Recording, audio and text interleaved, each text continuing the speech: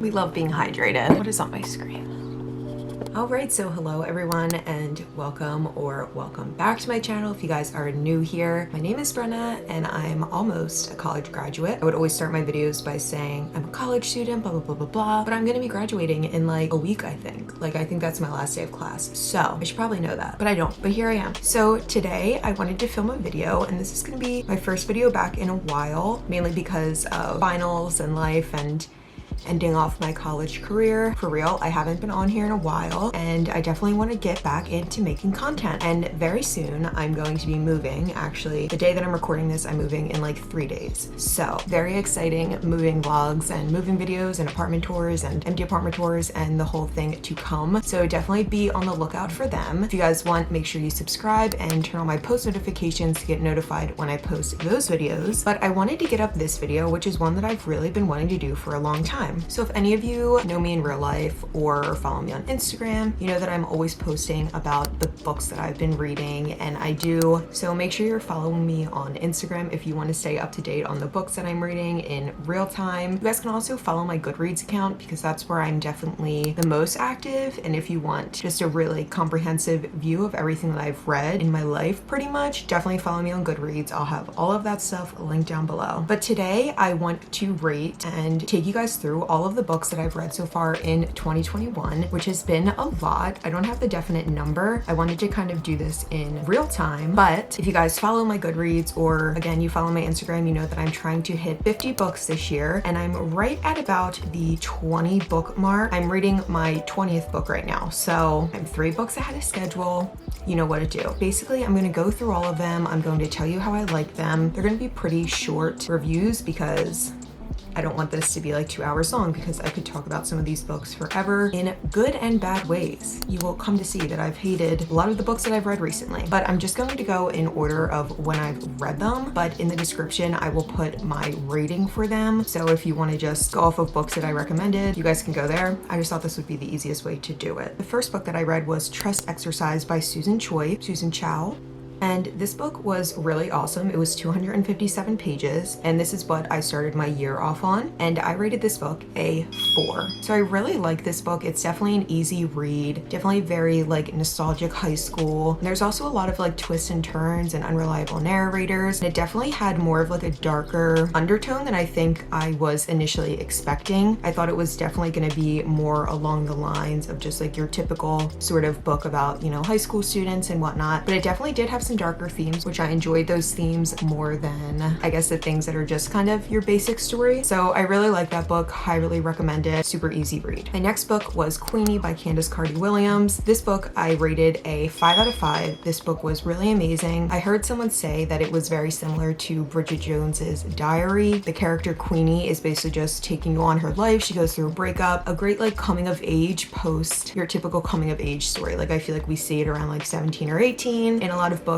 but this was someone who had already gotten through, you know, high school, college, was kind of set in her life and then sort of came of age. I really liked it. It was just really well written. It was humorous, but it covered hard topics, which is something that I really like. I like reading books kind of that make me think, but this one did it in a non-confusing and non-emotional to read way. So I highly recommend that one. Next up, I had Olive Again by Elizabeth Strout, and I rated this one 3 stars. The book was okay. I just really didn't enjoy the story and I didn't like the character Olive. I found her really hard to connect to. She's an older character, so I feel like I just felt kind of disattached from the book. I didn't really like any of the characters. Some of the stories were compelling. It goes through different little stories, but I didn't really take anything huge away from it. I just kind of read it and said, okay, I read it, kind of just like watching one episode of a TV show and then not watching the rest. So not saying it was not well written, I just really didn't connect to it. Next up, I read Patsy by Nicole Dennis-Benn.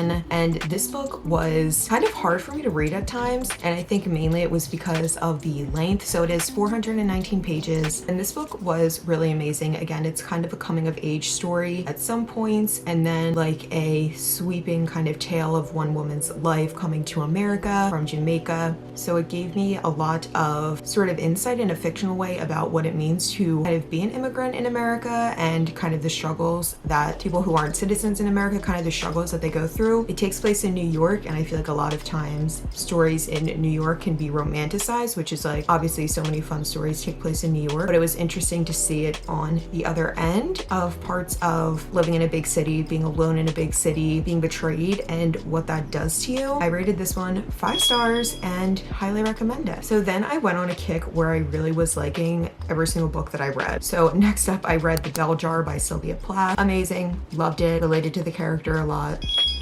Is that concerning? You can be the judge. This is 294 pages. And again, this is one that covers a lot of kind of dark topics, but in a way that parts are really humorous and just like brilliantly written. I really liked Esther, the character. Again, I really related to her. And I know not everyone loves this book, and I don't really know why. I don't know if they don't like the character. I don't know if they don't like the topics that it covers, but it does talk about, you know, suicide, depression, so many things in such like a beautiful and kind of clear way that I feel like anyone who hasn't gone through it reading this story would kind of understand. So I really loved it and I highly recommend it. And then we had another 5-star. We had The 7 Husbands of Evelyn Hugo. This is written by Taylor Jenkins Reid. And this was one of those books that I've seen a lot of, but I was always kind of wary to read it. If I see a lot of things on, you know, TikTok, like Book Talk, or I don't even know, basically anywhere that's like super popular, I kind of get turned away from it, which is an annoying quality about me because I'm like, oh, this is just, you know, a basic book. I won't really like it. But this story did catch me off guard, and I think it probably catches a lot of people off guard. And it was so good. I mean, definitely not like the greatest book I've ever read, and I didn't connect to it on a level that I've connected to sort of The Bell Jar and other books like that, which I will get into later. But it was just really well written, a great story. It's like that old-timey Hollywood sort of feel. So if you like that kind of thing, this is one of like those fun like New York books. So definitely cool. It's like a glamorous book. A little longer. It's 391 pages, but I never really felt like it was dragging in any spots. I felt like it was pretty entertaining. I did cry at the end, so it must have been good. Next up, another 5-star. I read Atonement by McEwan, and honestly, this book was truly amazing. One of those books that will make you cry. One of those books I see myself reading over and over and over again, and it kind of plays into a story that you really want the ending to go a certain way, and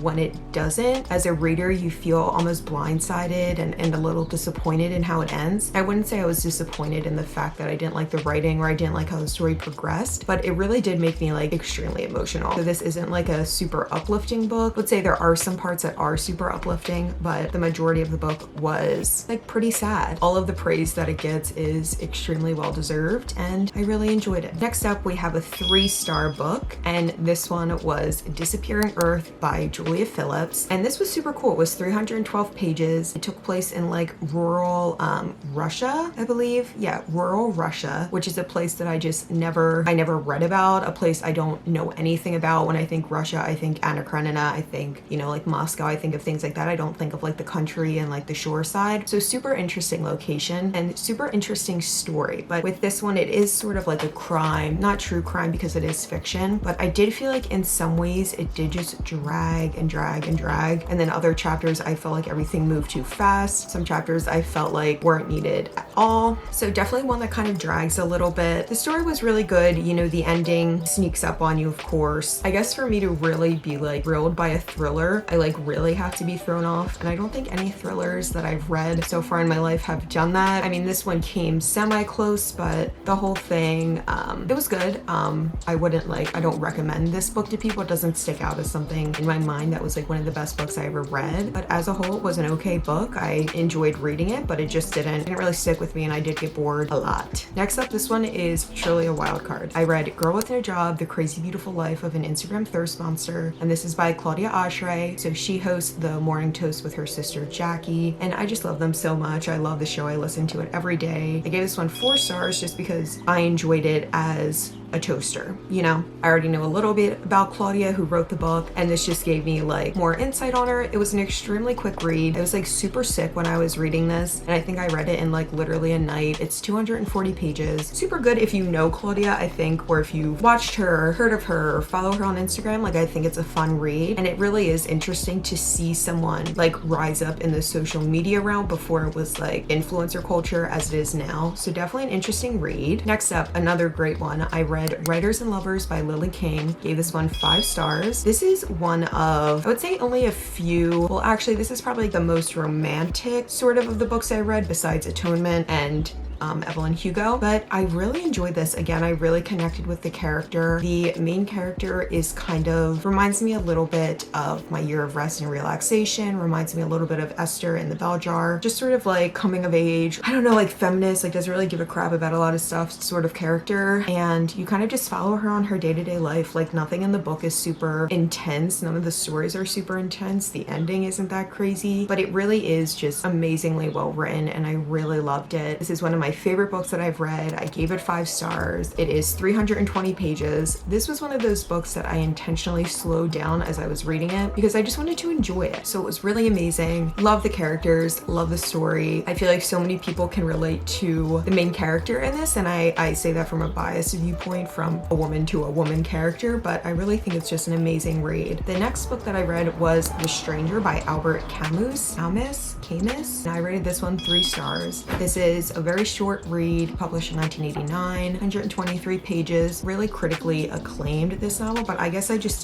really didn't connect to the character. I feel like a lot of times I don't connect to male characters. That's kind of like a fatal flaw of my reading habits, but I really just like didn't connect to him. I can't even tell you what the story is now thinking back on it. Like I truly like really went in and out in here. I remember just pushing through it just to push through it, but I mean a lot of the prose are really good. I mean, it's beautifully written at times, but other times I was just like really unoccupied and not enjoying myself, which when I'm reading something, I want to enjoy it. So I didn't love it, but I have to give it 3 stars just for, you know, the acclaim. The next one I read was Girl on the Train by Paula Hawkins. And this is another one of those thrillers where I'm like pretty sure I knew the ending before I started reading it. I want to say I got through like half of it when I was in high school. And then I remember I saw like bits and pieces of the movie, but I never really knew the entire story. And again, I rated this one 3 stars, mainly because I really didn't connect with Rachel. I don't know if the goal of the book was to make you connect with her, but like I really didn't. I like didn't really feel bad for her. I know that sounds like rude, but like I didn't feel bad for her. I think that everything that happened to her, besides some parts which I can't talk about because it'll spoil it, but I think a lot of it I was just like, oh, I hate her so much. I don't care what she does because I just really dislike her. So that kind of tainted the book for me. I did give it 3 stars just because, I mean, first of all, I always feel weird going under 3 stars, even though like this is like a #1 best-selling book. But again, it's one of those thrillers that just like doesn't thrill me. Like I really wasn't surprised by the ending. The only parts I liked were like the affair parts of it, which is like not the parts that you're like supposed to like. Next up, probably the best book that I read so far this year or this quarter, and that is The Secret History by Donna Tartt. This book is just, I mean, brilliant. I love Donna Tartt. I love her writing. It is 559 pages, so it's definitely a dense read. I'm warning you, it's a dense read. It is very long, but I mean, the story is just chef's kiss. If you know about it, you know it. If you get it, you don't. Very dark academia, very TikTok book talk that I almost didn't read because I was like, it's on my TikTok page, like maybe it's not good, but it really is amazing. And I rated this one 5 stars, of course. Definitely one of the best books I've ever read. It's like this book, East of Eden, Normal People, Writers and Friends, like it's really up there for me. And it's just so good. Like you love the characters, but you also hate all the characters. You like want them to have good things come to them, but at the same time, you're like, these people all deserve to kind of like go to jail. Is that a spoiler? I don't know. So good. I definitely want to get more into dark academia books. Definitely want to get into more Donna Tartt. I really want to read If We Were Villains or When We Were Villains, one of those books, because I think it's like super similar. Also unrelated, but I'm pretty sure Riverdale did a like plot all about The Secret History, but with like Riverdale characters, and I find that super odd. Next up, to finish off the quarter. So some of the books that I've already read in my reading challenge will be in my next quarterly video. I guess this would be at the end of the summer. I don't know when quarters are, but the next one I read was Anna Karenina. And listen, it's like 900 something pages. I gave it 5 stars, but I've hated on this book and I hated reading it at times. I really didn't relate to Levin. I really didn't relate to him, all of him like farming and all that stuff. I was like, holy shit, like please stop talking. I really do love the character of Anna. Again, she's like so problematic and like you really hate her at times, but also like she's just so cool and kind of like a feminist icon in like Imperial Russia. So really can't hate on it. I feel smarter that I read it. I can brag about reading it, and looking back on it, I mean, it is like such an amazing book to the point where like you kind of hate it. This book was really amazing, and I did rate it 5 stars. I mean, if you're a reader, like read it. If not, I don't know, watch the movie. Like I think you'll get the vibe. So I have 2 more books left. Next one is Before the Ruins, and this is by Victoria Gosling. This is definitely like a smaller book in terms of it's like newer, not like a super well-known author, but I thought it was really well written. I gave it 3 stars just because again, it was one of those like thrillers, but it was a thriller that went from like childhood to adulthood, and you kind of explore their relationships and the relationships of the characters on like different timescales. It kind of reminded me of It, like the second movie, when you like connect back with the characters and it kind of goes back and forth. It kind of reminded me of that weirdly, but I mean, it said it was supposed to be similar to like a Tanya French or like a Donna Tartt sort of like mystery vibe, but I just like didn't feel that way about it. Definitely parts of the story were super interesting and I did enjoy reading them, but I felt like I got to like the part that was supposed to be like the twist or like really important parts, and I just like went by them without even like connecting that they were important to the plot, which again is probably like a fault on my part, but I don't know, I just didn't love it. Wish I liked it more because I don't know, it was good. I just, again, nothing to write home about. The last one I read this quarter, I finished it on March 25th, I believe, and that was Goodbye Columbus by Philip Roth. Again, more of like an acclaimed novel, sort of similar to like an Albert the Stranger, like I said earlier with Albert Camus. This is 320 pages and it is 5 short stories into one, but really the only one that I liked was Goodbye Columbus, which is the first one. So the girl was also named Brenda, which is like the closest someone's name in a book has been to mine, so that was just fun to read. I don't know, I really liked learning about sort of like the Jewish aspect of it all and like sort of like the assimilation into American culture in like the 1960s, and I think a lot of the stories could have been almost written at any time, and